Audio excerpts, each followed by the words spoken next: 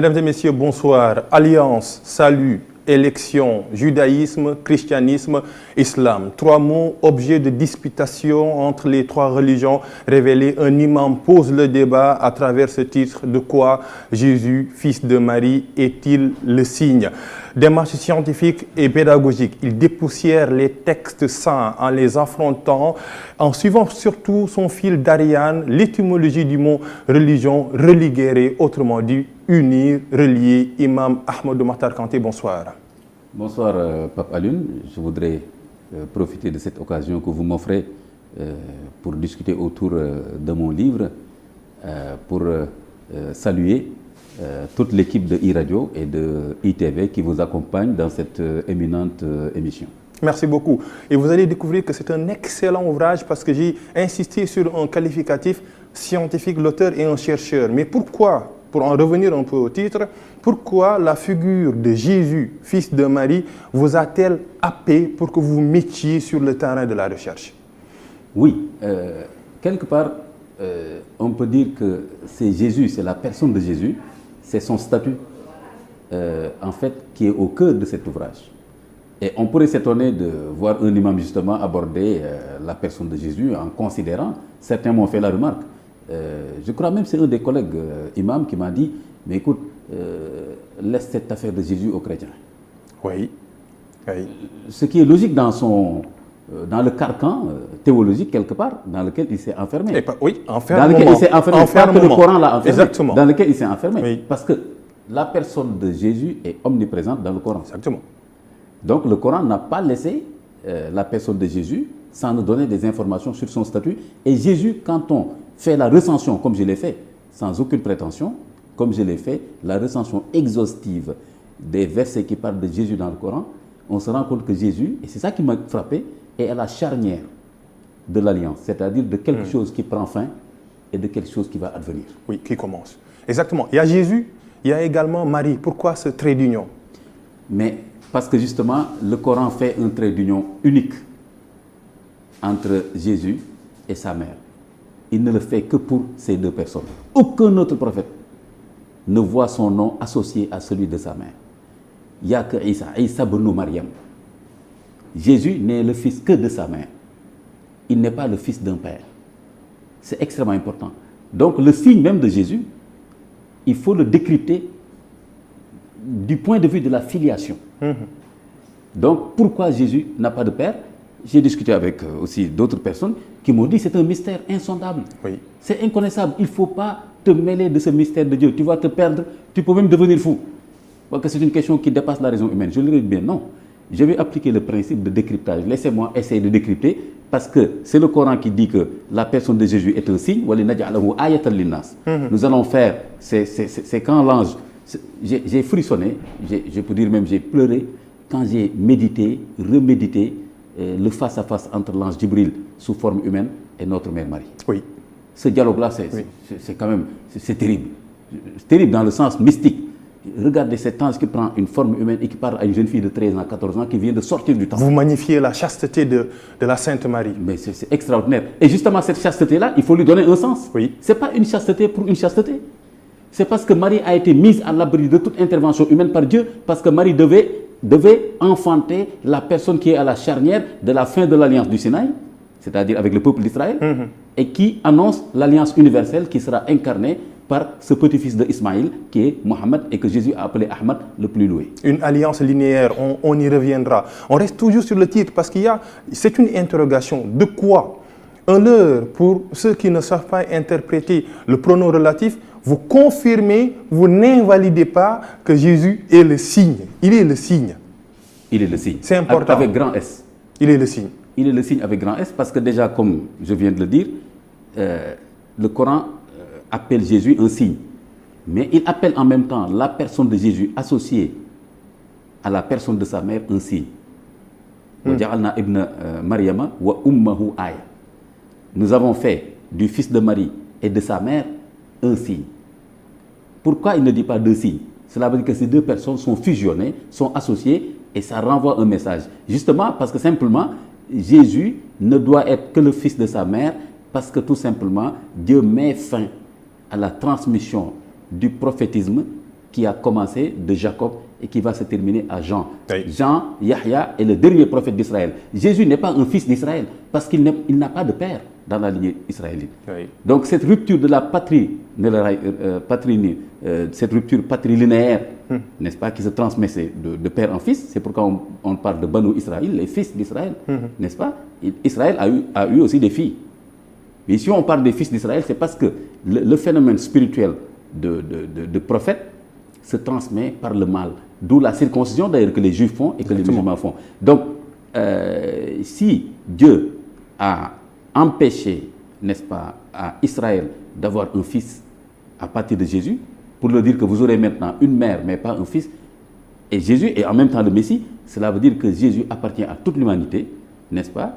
Il ne va pas appartenir à un peuple particulier, et cela fait de Jésus effectivement un signe quand même extraordinaire, à décrypter, un signe à vocation d'être décrypté. Donc on ne doit pas avoir peur. Vous dites que c'est une paresse intellectuelle de ne pas s'intéresser aux parents de Marie, aux descendants de Marie. C'est une paresse intellectuelle dans le champ religieux pour les commentateurs du Coran. Oui, nos confrères chrétiens ont buté sur cette question de la parenté de Marie qui est fondamentale. Je vous dis que tout se comprend autour de la généalogie, autour de la filiation. Il faut interpréter le signe dans ce que j'appelle moi le domaine de sens. Pourquoi l'absence de père ne s'est pas fait chez les Chinois, chez les Africains, etc. Mais dans le peuple d'Israël, parce que c'est dans le peuple d'Israël que quelque chose devait prendre fin. C'est pourquoi Marie fait partie intégralement d'Israël. C'est pourquoi c'est la seule femme dont le nom est mentionné dans le Coran. Oui. Mais aussi, ça c'est assez connu. Ce qui est moins connu, c'est que c'est la seule femme dont le nom du père, Imran, est cité dans le Coran. Et donc, ce Imran-là, c'est le Coran qui nous donne une information que personne d'autre n'a, qu'aucun autre livre n'a, ni la Bible ni l'Évangile, sur la parenté de Marie. Les chrétiens seront d'accord avec moi que la parenté de Marie reste un mystère. Oui. Le Coran permet d'élucider ce mystère. Maintenant, il faut prendre le Coran au sérieux. Donc le Coran donne cette information, ce n'est pas par hasard. Comment un prophète arabe, illettré, au 7e siècle, dans le désert d'Arabie, va s'intéresser à la parenté de Marie? Ce n'est pas logique qu'il s'intéresse à cette question. Oui. Sauf qu'il y a quelque chose que Dieu veut nous communiquer pour nous dire qu'il y a quelque chose de fondamental, c'est que Marie, n'est-ce pas, appartient à la tribu des Lévi. Marie n'appartient pas à la tribu de David. Cette erreur-là que la théologie chrétienne a faite, je le dis carrément, sur la parenté de Marie, parce qu'en réalité, quelque part, c'est beaucoup plus une interprétation, n'est-ce pas, qu'une généalogie établie, que le Coran nous permet par contre de régler. Marie fait partie de la tribu des Lévi, et Marie est la femme qui va enfanter la personne qui est à la charnière de la fin de l'alliance avec le peuple d'Israël et de l'avènement de l'alliance universelle avec Mohammed sallallahu alayhi wa sallam. Et vous le dites, mais le judaïsme attend également un Messie qui serait issu de l'alliance avec David, par exemple. Ben oui, parce que quelque part, on peut dire qu'il y a cette question d'attente aussi extrêmement intéressante. Pourquoi pas même un autre ouvrage sur cela. Les musulmans attendent quelqu'un. Oui. Les chrétiens attendent quelqu'un, les juifs attendent quelqu'un. C'est extrêmement important. Et les juifs attendent un fils de David, Mashiach ben David. Ils considèrent que dans les temps eschatologiques, donc dans les temps de la fin du monde, il y aura un personnage emblématique qui va apparaître dans un bouleversement universel, et ce sera un descendant de David. Donc ce sera un Ben David, un fils de David, oui, du roi David. Alors c'est intéressant parce que pour les Juifs, donc, le Messie qui est attendu depuis 2500 ans, depuis la destruction du premier temple, n'est-ce pas, doit être un descendant du roi David. Donc il doit avoir un père et une mère de la lignée d'Israël. Donc c'est un des critères qui exclut pour la théologie chrétienne, judaïque, d'accepter Jésus comme Messie. Oui. Parce que quelqu'un qui n'a pas de père n'est pas rattaché donc à Israël. Donc pour les Juifs, le fait que Jésus n'a pas de père, c'est un non-événement. Pour eux, si c'est un homme, il a un père. Et là, c'est la calomnie qui entre, comme le Coran le dit, par rapport à Marie. Il y a un père quelque part que nous ne connaissons pas, mais il a un père parce qu'il doit avoir un père comme tout le monde. Parce qu'il ne croit pas au miracle, par exemple. Vous l'écrivez. Voilà. Oui. Justement, les Juifs ont tout le temps eu des difficultés avec les miracles. Depuis la sortie d'Égypte jusqu'au mont Sinaï, n'est-ce pas, ils ont toujours eu des problèmes de refuser le miracle ou bien de poser des conditions impossibles à remplir. par le prophète Moïse. Le Coran d'ailleurs le rapporte, et même dans la Bible, on sait que Moïse a beaucoup souffert. On peut même dire que Moïse est mort de chagrin devant le peuple juif, tellement il réclamait des choses impossibles. Malgré des miracles que Dieu a fait pour eux, par exemple la traversée de la mer, la manne et la caille, n'est-ce pas, et beaucoup de choses. Donc, pour eux, c'est pas un miracle, cela veut dire que c'est une calomnie que Marie a un enfant avec quelqu'un. Oui. Deuxième chose, comme je l'ai dit, pour eux, ils ont des textes, selon la façon dont ils interprètent ces textes-là, que le Messie qui va venir, donc ce Messie, il est attendu. Je vais revenir tout à l'heure sur ce que les musulmans disent. On va parler des Messies, oui, et surtout des faux Messies. Voilà. Ah oui, forcément. Le Messie, justement, quand il y a Messie, il y a forcément faux Messie. Oui. Parce qu'il y a toujours le travail contraire de Satan qui se fait par rapport à une attente, forcément. Par rapport à un projet, une attente, il y a toujours Satan qui introduit aussi, n'est-ce pas, son objectif. Il a son agenda. Son agenda de détournement, n'est-ce pas, des fils d'Adam, parce que c'est le salut des fils d'Adam qui est son problème. Donc, il faut empêcher ce salut-là. Alors, donc, les Juifs considèrent que c'est un Messie qui sera un descendant du roi David. Donc, quelqu'un qui n'a pas de père est exclu. C'est un des critères. Il y a d'autres critères, je ne vais pas trop... Par exemple, le critère de la reconstruction du temple sur le mont Moria, c'est-à-dire là où il y a le Masjid al-Aqsa, oui. Il y a un projet qui est déjà prêt. La maquette est prête, on a formé les sacrificateurs et tout. L'institut du temple est là, ils attendent un décret pour pouvoir mettre en place le temple. Alors, c'est une question qui est là, mais pour eux donc, le Messie va venir, ce sera un descendant de David. Pour les chrétiens, le Messie c'est Jésus. Il doit revenir. Il doit revenir. Mais comment? Justement, les musulmans et les chrétiens sont d'accord sur le fait que c'est Jésus qui est le Messie, même s'il n'a pas de père. Le problème c'est que les chrétiens interprètent l'absence de père chez Jésus comme parce que Jésus a une filiation divine. Le Coran dit non, Jésus est effectivement le Messie, nous sommes d'accord avec vous, mais on n'a pas besoin de lui donner une filiation divine. Il est Messie, il n'a pas de père parce qu'il appartient à toute l'humanité, mais tout simplement, il signifie, son absence de père ne signifie pas qu'il a pour père Dieu, qu'il a une filiation divine, mais ça signifie la fin de l'alliance avec le peuple d'Israël. Donc, Dieu dit à Israël, tu n'auras plus un fils prophète à partir de Jean. C'est pourquoi Jean n'a pas d'homonyme. Oui. Dans le Coran, et même dans l'Évangile, Jean n'a pas d'homonyme, mais le christianisme n'a pas réussi à interpréter, n'est-ce pas, la fin de l'homonymie avec la naissance de Jean. Tout le monde dit à Zacharie dans l'Évangile, mais pourquoi Jean a un nom qu'aucun de nos ancêtres ne porte? Et le Coran répond à cette question justement, en disant que c'est parce qu'il y a la fin de la transmission que le nom de Jean ne va plus correspondre à un nom de vos ancêtres. Et d'ailleurs, vous dites à la page 118, la venue de Jésus, vous dites à la page 118 que la personne de Jésus, fils de Marie, est un signe de fin de l'alliance du Sinaï, en ce que le peuple d'Israël ne peut plus être père d'un prophète. Oui, voilà, parce que Jean est le dernier prophète, n'est-ce pas, d'Israël, et Jean s'éloigne du temple, donc n'assure pas la relève du temple d'Israël. Et dans le Coran, on a une information supplémentaire, c'est extrêmement important. C'est très important de savoir que le Coran apporte des suppléments d'informations capitales, des informations capitales pour la compréhension cohérente et satisfaisante de l'histoire de l'Alliance et du salut. Si on se limite à la Bible, à l'Évangile, on ne règle pas, on tourne en rond le sens de l'Alliance et du salut. Donc il faut prendre au sérieux ce que le Coran apporte. Par exemple, sur cette question-là de Jean, qui vient sans homonyme, oui. Et Jean est le dernier prophète, et Jésus qui naît sans père, oui. N'est-ce pas? Il faut savoir interpréter cela comme étant la fin de l'alliance que Dieu a conclue avec un peuple, c'est-à-dire le peuple d'Israël. Maintenant, c'est le début de l'alliance entre Dieu et toute l'humanité qui est incarnée par l'avènement de Mohammed sallallahu alayhi wa sallam, que Jésus a appelé Ahmad. Le loué, le plus loué. Le plus loué. Vous insistez sur le superlatif. Le plus loué. Mais il y a une divergence entre Ahmad et Mohammed. Comment comprendre ça? Oui. En fait, ce n'est pas une divergence, c'est des dimensions. C'est des dimensions. Voilà, c'est des dimensions. Mohammed, ça veut dire le loué. Oui.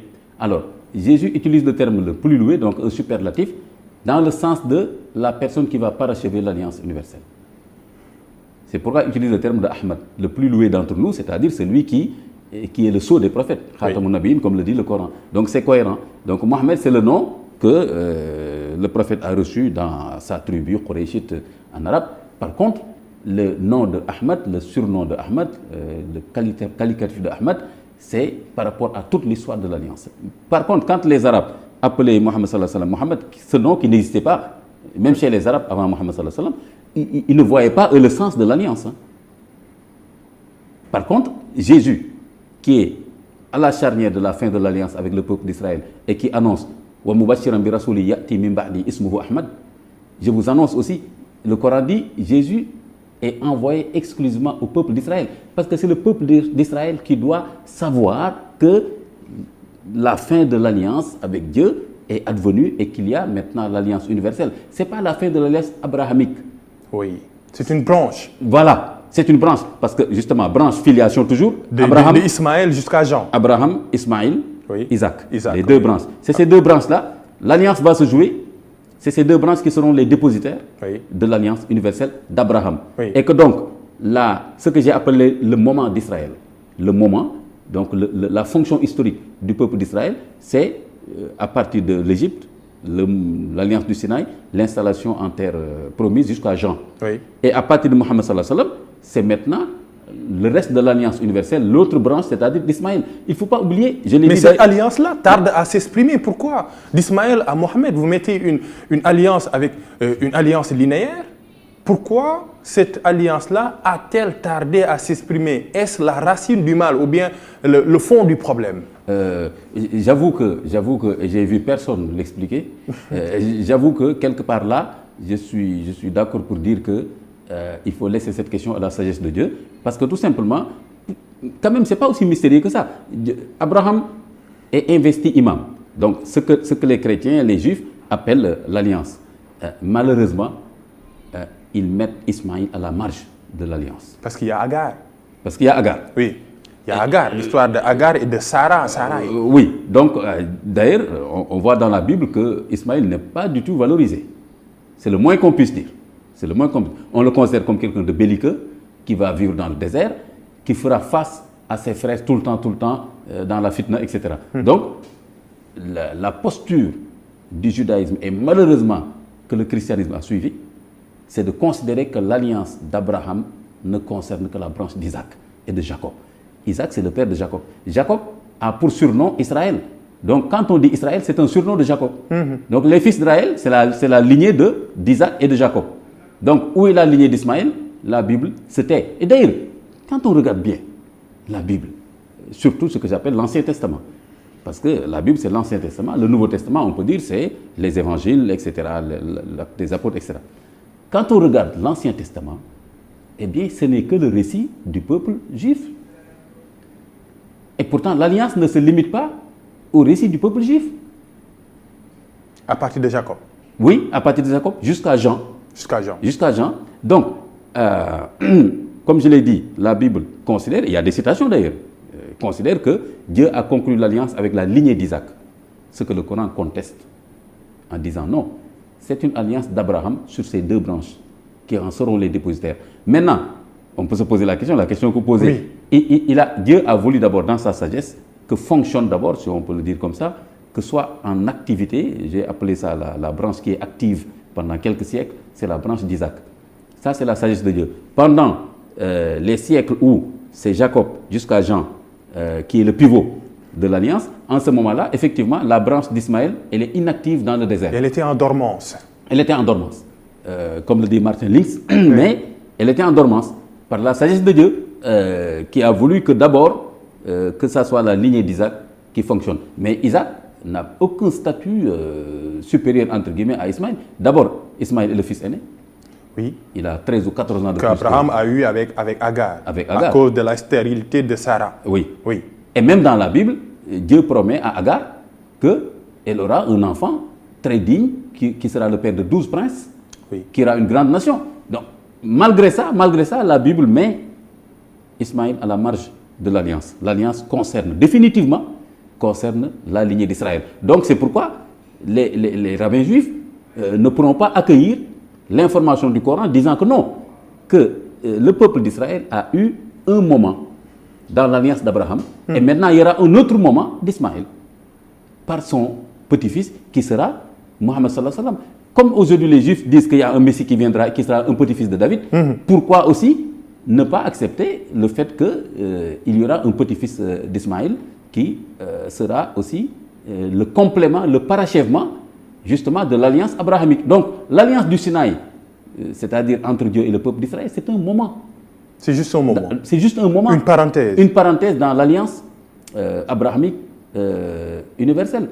Et c'est pourquoi d'ailleurs, on se rend compte que les Juifs, dans la théologie juive, on n'essaie pas de comprendre la fonction de Jésus.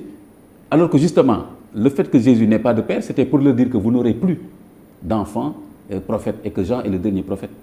Et que si l'alliance devait continuer, vous devez avoir un père. Ça fait 2500 ans que les Juifs attendent un Messie, fils de David. 2500 ans donc de silence de Dieu. Est-ce qu'on peut expliquer ça? 2500 ans où pour eux, il n'y a pas de prophète, on attend le Messie, fils de David, qui ne viendra jamais en réalité. Ah oui. Par contre, il y a le faux Messie qui viendra. On parle là du faux Messie à la fin. Parlez-nous, Imam Kanté, de la figure de la mère. Elle est importante également dans cette alliance. Si vous permettez, Allez-y. je voulais juste, avant de l'oublier, toute l'histoire de la Mecque, de Agar, de Ismaïl, l'invocation d'Abraham, Oui. dont le prophète dit que je suis la personne Oui. de cette invocation et je suis l'annonce faite par Jésus. Donc le prophète dit, je suis ces deux dimensions. Ana, da'watu Abi Ibrahim wa Bushra Isa. Je suis l'invocation en personne de mon père Abraham et je suis la bonne nouvelle annoncée par Jésus. Toute cette histoire est évacuée par la Bible et malheureusement le christianisme a suivi, n'est-ce pas, les interprétations des rabbins juifs sur cette question-là en évacuant justement le moment ismaélite de l'alliance abrahamique. Et peut-être le judaïsme ou bien le christianisme ont fait recours à cette relation entre Agar et Sarah. Est-ce que c'était une relation de divergence? Non. Est-ce que Agar a été exclue? Justement, c'est une question fondamentale aussi. Oui. Vous voyez, tout tourne autour d'une famille. Oui, c'est ça. C'est là où Oui. le fond du Donc problème. il faut faire très attention dans l'interprétation de ce qui se passe dans cette famille-là. Qu'est-ce qui s'est passé? Parce que c'est la famille Qu'est-ce du qui s'est- prophète, qu'est-ce c'est qui la s'est famille passé? du prophète Abraham. Qu'est-ce qui s'est passé? Pourquoi Agar est partie dans le désert en emportant Ismaël?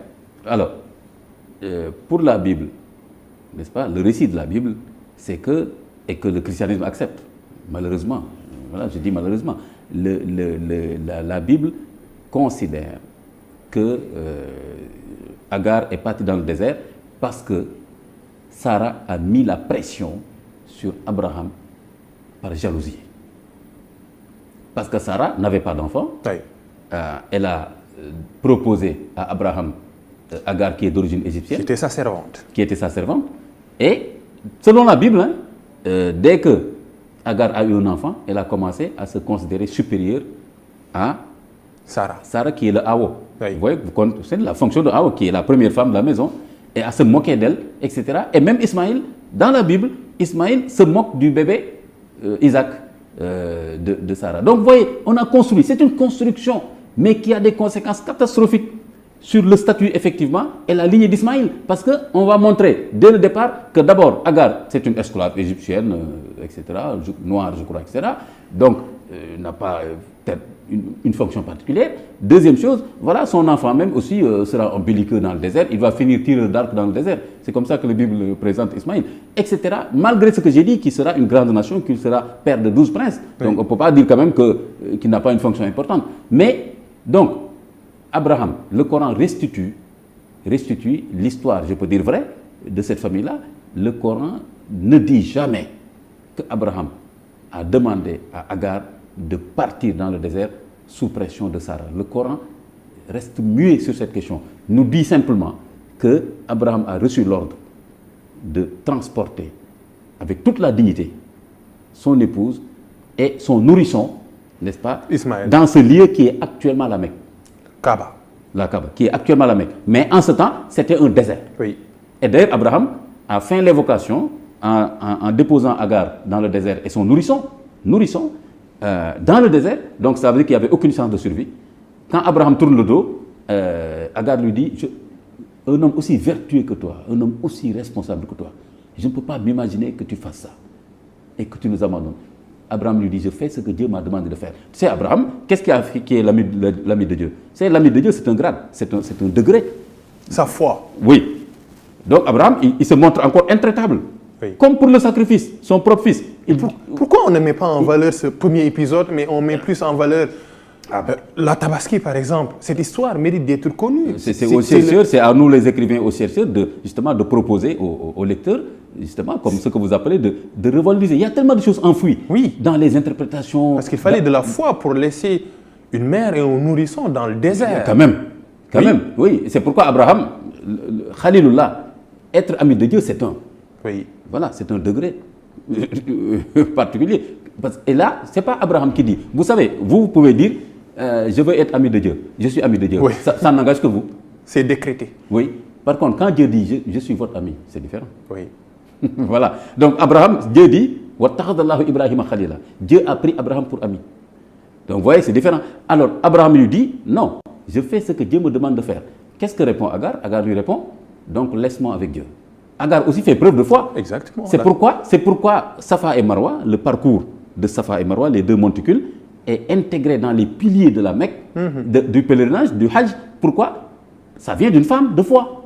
Oui. Agar, c'est-à-dire qui allait chercher de l'eau et quand elle entendait son nourrisson pleurer, elle revenait en disant j'ai peur qu'un chacal le mange ou bien qu'il meure de soif. C'est ce va-et-vient d'une femme pleine de foi qui a fait que ça a été intégré. Donc, Abraham lui dit c'est Dieu qui m'a demandé de le faire, mais c'est tout simplement parce qu'Abraham a fait ce que Dieu lui a demandé de faire que de cette femme et de son enfant, n'est-ce pas, va venir dans l'histoire le parachèvement de l'histoire de l'Alliance. Et Abraham, quand il revient des années après, c'est des années après qu'il reviendra. 6000 ans, c'est ça? Oui.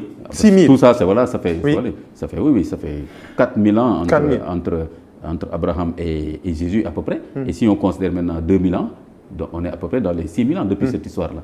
Et quand Abraham revient des années après, pour faire le sacrifice, encore Dieu lui demande d'aller voir son fils qui est dans le désert pour faire le sacrifice. Et après, Dieu lui demande de revenir faire la Kaaba dans ce lieu désertique. Et quand Abraham termine, il fait cette invocation capitale aussi, capitale pour sa famille. Mais là, pour Ismaïl, il dit à Dieu, Rabbana wa ba'as fihim rasulan minhum yatlu alayhim ayatik. Dieu, je te demande de faire sortir de la descendance de Ismaïl un prophète qui va réciter tes versets. Donc le Coran est annoncé déjà. Oui. Parce qu'il va réciter quel verset? C'est le Coran que le prophète va réciter. On ne lui connaît aucun autre livre qu'il a récité. La parole de Dieu. Qu'il a récité. Qui est annoncé donc déjà dans l'évocation d'Abraham. Donne-leur un enfant qui va être adressé au peuple illettré, les Arabes, et qui va réciter le verset, qui va leur enseigner ton livre. Donc, cette personne-là, c'est Ahmad.